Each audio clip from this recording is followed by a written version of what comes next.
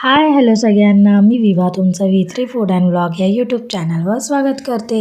आज आपण बनवणार आहोत एकदम चटकदार असा भेजा मसाला। चला तर मग पाहूया त्याचं साहित्य आणि कृती। भेजा मसाला करण्यासाठी आपण इथे भेजा घेतलेला आहे। त्यानंतर इथे आपण बारीक चिरून कांदा, टोमॅटो, कोथिंबीर घेतलेली आहे। मसाल्यांमध्ये आपण लाल तिखट मसाला, मीठ, हळद, इथे आपण आलं लसूण बारीक चिरून घेतलेला आहे आणि इथे चिकन मसाला घेतलेला आहे। आता आपण भेजा मसाला करायला सुरुवात करूया। त्यासाठी आपण कढईमध्ये तेल टाकून घेऊया। आता आपलं तेल चांगलं गरम झालेलं आहे। त्यामध्ये आपण बारीक कापून घेतलेला आलं लसूण टाकूया।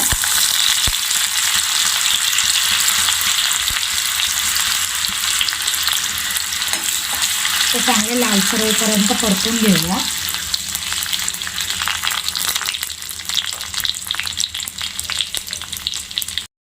आता आपलं आलं लसूण लालसर झालेलं आहे। त्यामध्ये आपण बारीक चिरून घेतलेला कांदा टाकूया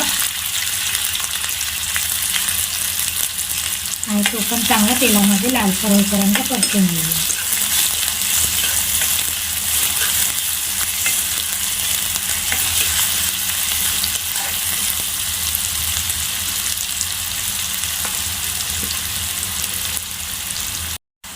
आता आपला कांदा चांगला लालसर झालेला आहे।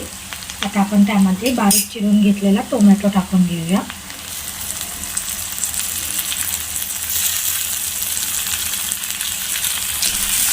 आणि तो चांगला नरम पडेपर्यंत आपण परतून घेऊया।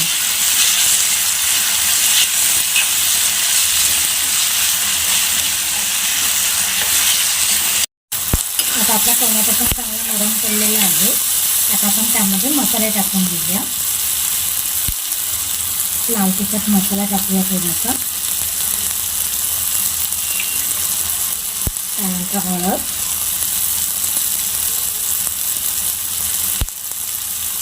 चिकन मसाला, तुम्ही चिकन मसाल्याऐवजी मटन मसाला सुद्धा वापरू शकता।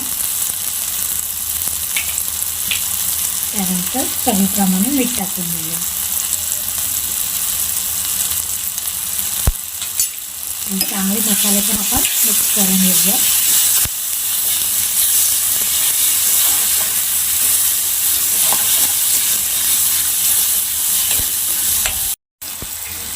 एकदम थोडंसं आपण त्यामध्ये पाणी टाकून घेऊया आणि चांगलं मिक्स करूया पुन्हा।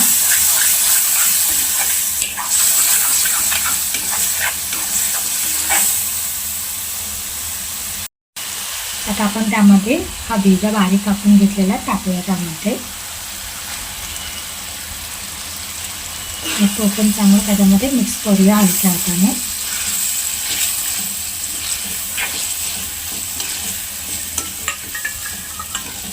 सर्व मसाले त्याला लागतील असं आपण मिक्स करून घेऊया।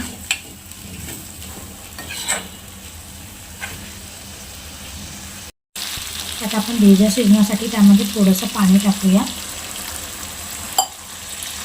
आणि चांगलं मिक्स करून घेऊया आणि ढाकण लावून आपण त्याला 5 ते 10 मिनटं शिजवून घेऊया।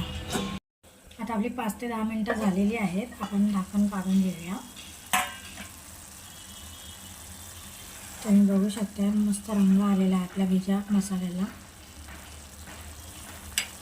आता आपण त्यावर बारीक चिरून घेतलेली कोथिंबीर टाकून घेऊया आणि चांगलं मिक्स करून घेऊया।